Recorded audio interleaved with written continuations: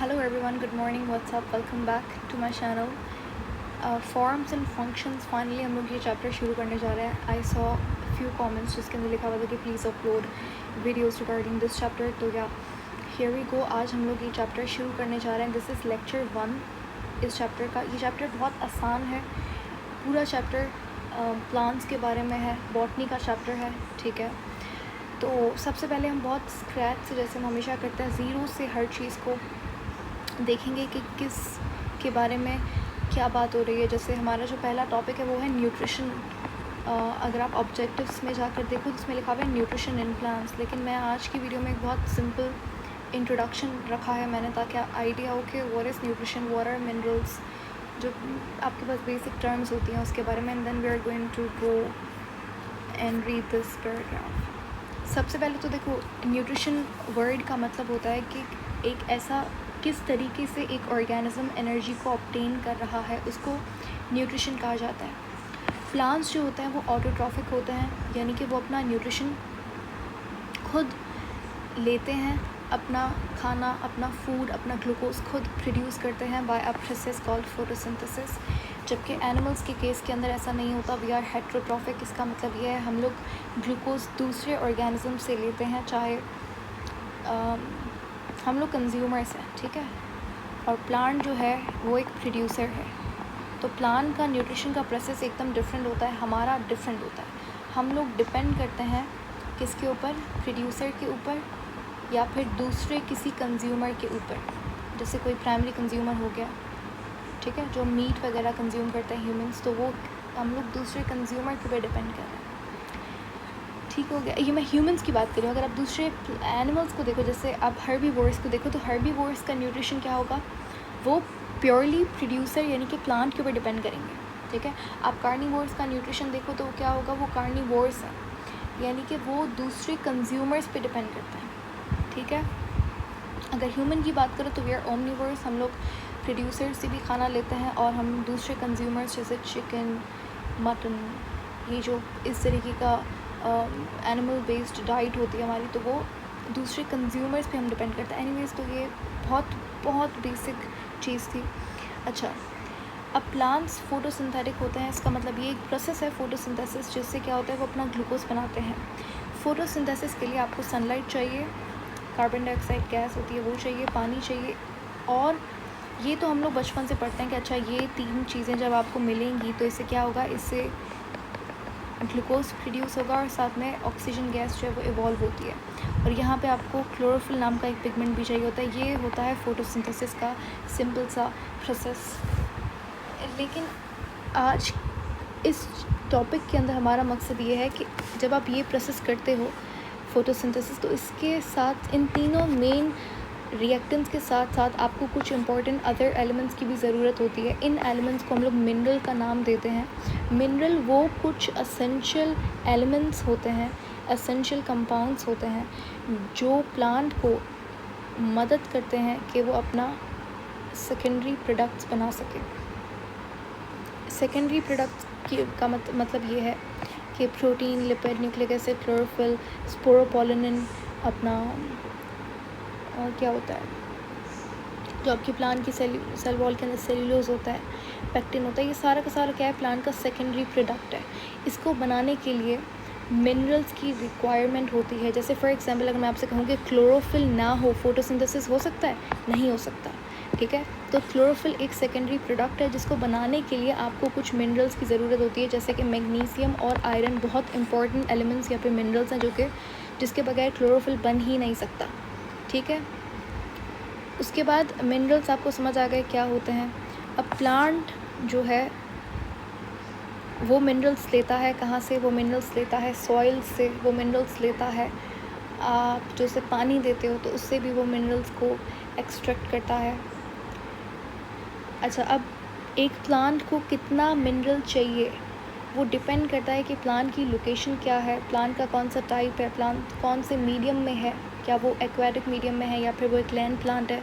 ठीक है, एक लैंड प्लांट को डिफरेंट अमाउंट ऑफ ऑक्सीजन चाहिए होगी as compare to a land plant. ठीक है, वैसे ही एक लैंड प्लांट को डिफरेंट अमाउंट ऑफ नाइट्रोजन चाहिए एज़ कम्पेयर टू एक ज़ीरोफाइटिक प्लांट ले लो आप, ठीक है। तो रीजन के ऊपर, मीडियम के ऊपर, टाइप के ऊपर, प्लेस के ऊपर, लोकेशन, ये सारी चीज़ों पे डिपेंड करता है कि मिनरल का अमाउंट क्या होना चाहिए। तो ये प्लांट टू प्लांट वेरी करता है। ऐसा नहीं कि एक दिन के अंदर नाइट्रोजन का इतना, समझ लीजिए एक दिन में नाइट्रोजन जो है वो 1 ग्राम, फॉर एग्ज़ाम्पल 1 ग्राम एक प्लांट को चाहिए, तो वो हर प्लांट के लिए सेम अमाउंट नहीं होगा। हर प्लांट के लिए अलग अलग डिफरेंट रिक्वायरमेंट होगी उस पर्टिकुलर, उस सेम मिनरल की, नाइट्रोजन की, ठीक है। ये सिर्फ एग्जांपल था, ऐसा कुछ नहीं होता। अब हम देखते हैं यहाँ पे क्या लिखा हुआ है। तो सबसे पहले तो वो कहता है कि all living organisms must obtain a variety of chemical substances from there surroundings, यानी कि जो भी उसके पास न्यूट्रिशन है, जो भी एक खाना लेने का जो प्रोसेस है एक लिविंग ऑर्गेनिज्म के लिए, एक लिविंग ऑर्गेनिज्म अपना खाना अपनी सराउंडिंग से लेता है, ठीक है। और ये जो खाने में हमें इम्पोर्टेंट केमिकल सब्सटेंसेस मिलते हैं, जैसे लिपिड हो गया, प्रोटीन हो गया, ये बहुत ज़रूरी होते हैं एक ह्यूमन बॉडी को, एक प्लांट की बॉडी को, या फिर किसी और ऑर्गेनिज्म की बॉडी को बनाने के लिए, ठीक है। हम लोग बाहर से अमीनो एसिड लेंगे तभी हमारी बॉडी के अंदर प्रोटीन बनेगा। Living organisms also required energy to perform their functions, यानी कि ये खाने से हमें एनर्जी मिलती है जिससे हम लोग डेली एक्टिविटीज़ करते हैं। न्यूट्रिशन एक ऐसा प्रोसेस है जिससे हम लोग एनर्जी और मटेरियल्स को कंज्यूम करते हैं, बनाते हैं, नॉट कंज्यूम करते हैं, लेते हैं। अच्छा, उसके बाद प्लांट्स आर फोटोसिंथेटिक। अब वही बात लिखी हुई, प्लांट्स क्या होते हैं, ये लोग ऑटोट्रॉफिक होते हैं और फोटोसिंथेसिस करते हैं। ये अपना खाना खुद बनाते हैं by the process called photosynthesis.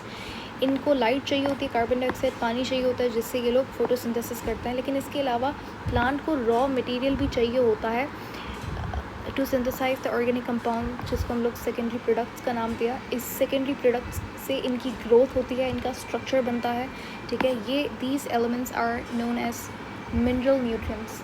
ये जो एलिमेंट्स जो काम आते हैं सेकेंडरी प्रोडक्ट बनाने के लिए, इनको मिनरल न्यूट्रिएंट्स कहा जाता है। प्लांट इस्तेमाल करता है मिनरल्स जैसे कि नाइट्रेट, सल्फेट, फॉस्फेट, ताकि वो दूसरे सेकेंडरी प्रोडक्ट्स बना सके, जैसे कि मैंने आपको एग्जांपल्स दिए थे। अच्छा, ये जो these nutrients are inorganic elements. अब ये जो न्यूट्रिशन, ये जो न्यूट्रिएंट्स हैं, न्यूट्रिशन एक प्रोसेस है न्यूट्रिएंट लेने का, और न्यूट्रिएंट खुद क्या है, न्यूट्रिएंट वो सब्सटेंस है जिससे एनर्जी ली जाती है, ठीक है।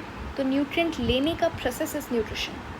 उसके बाद these nutrients are inorganic elements of 14 elements कुछ होते हैं। इसके अंदर कुछ एसेंशियल होते हैं, कुछ नॉन एसेंशियल होते हैं। नॉन एसेंशियल का मतलब ये नहीं कि वो काम के नहीं होते, वो इम्पोर्टेंट नहीं है, ऐसा नहीं है। एसेंशियल एलिमेंट्स भी उतने ही इम्पोर्टेंट होते हैं जितने नॉन एसेंशियल एलिमेंट्स होते हैं। एसेंशियल एलिमेंट्स के अंदर हम प्लांट की बात हो रही है, ह्यूमन के लिए नहीं लिखा हुआ, ये प्लांट के लिए लिखा हुआ है। ह्यूमन के केस के अंदर एसेंशियल एलिमेंट्स 6 होते हैं और वो डिफरेंट होते हैं। इनके पास नाइट्रोजन, फास्फोरस, पोटेशियम, मैग्नीशियम, ये 4 इनके पास एसेंशियल एलिमेंट्स होते हैं स्पेशली। इसके अलावा भी होते होंगे, लेकिन यहाँ पे मेन हमारे पास 4 होते हैं।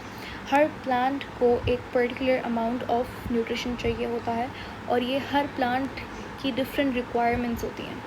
All plants appear to have very similar nutritional requirements, although the amounts required vary between individual plants and between species.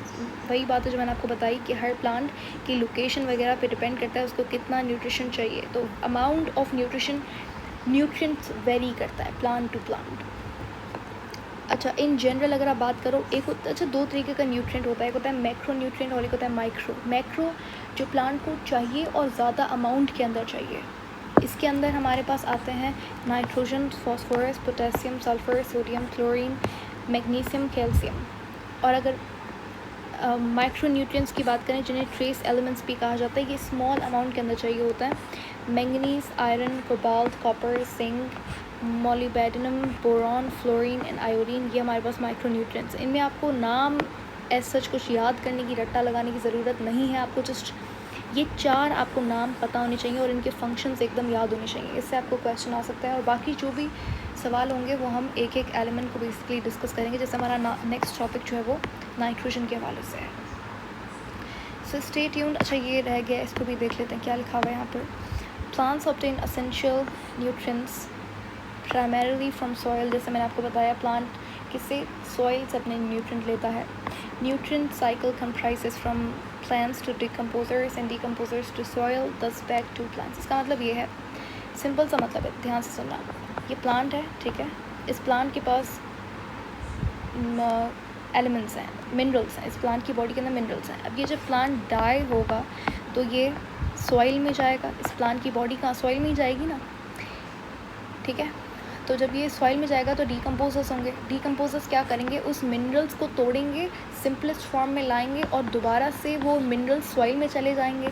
अब ये क्या है, ये न्यूट्रिएंट रिच सॉइल है, मिनरल रिच सॉइल है, इसके अंदर अच्छा खासा आपके पास मिनरल्स हैं। अब क्या होगा, जब न्यू प्लांट ग्रो होगा तो ये इस सॉइल में ग्रो होगा तो इसके जो मिनरल्स हैं वो इस प्लांट में आ जाएंगे, तो यानी कि ये साइकिल चलता जाएगा। फिर ये प्लांट जब डाई होगा तो दोबारा से डीकम्पोजर्स, तो ये लिखा हुआ है, तो यानी कि प्लांट के मिनरल्स प्लांट के पास वापस आते जाते हैं। Nitrogen in the atmosphere becomes available to plants as nitrates. इसका मतलब ये है कि जो प्लांट्स हैं वो नाइट्रोजन को डायरेक्टली इस्तेमाल नहीं कर सकते। प्लांट हमेशा नाइट्रोजन को नाइट्रेट या अमोनियम सॉल्ट की फॉर्म के अंदर लेते हैं। और नाइट्रोजन को क्यों नहीं ले सकते, क्योंकि नाइट्रोजन कुछ इस तरीके से दिखता है, ट्रिपल बॉन्ड होता है उनके दरमियान में, और प्लांट के पास एबिलिटी नहीं होती कि इस बॉन्ड को तोड़े और नाइट्रोजन को इस्तेमाल करे। तो यहाँ पर नाइट्रोजन फिक्सेशन एक प्रोसेस होता है जिसको कन्वर्ट किया जाता है, नाइट्रोजन को कन्वर्ट किया जाता है अमोनिया में, इसको नाइट्रोजन फिक्सेशन कहते हैं। और ये कौन करता है, ये नाइट्रोजन फिक्सिंग बैक्टीरिया भी कर सकता है, ये कभी कभी लाइटनिंग, बिजली होती है तो उससे भी ये प्रोसेस हो सकता है। तो फिर ये वाला जो फॉर्म है ये प्लांट यूटिलाइज कर सकता है, ठीक है। आगे एक टॉपिक है कार्निवोरस प्लांट्स, तो वहाँ पे क्या होता है वो बाद में पढ़ेंगे, ठीक है, जो भी है, लेकिन उसमें भी नाइट्रोजन फिक्सेशन का एक बहुत इंटरेस्टिंग टॉपिक है कार्निवोरस प्लांट्स। कुछ ऐसे प्लांट्स जो कि इंसेक्ट्स को खाते हैं, ठीक है, विच इज़ वियर्ड, क्योंकि प्लांट्स तो फोटोसिंथेटिक होते हैं, ऑटोट्रॉफिक होते हैं, बेचारे से होते हैं, अपना खाना खुद बनाते हैं, लेकिन कार्निवोरस थोड़ा सा एक एक्सेप्शन है। Okay, stay tuned. I'll see you in the next video. Until then, take care. Thank you so much for watching.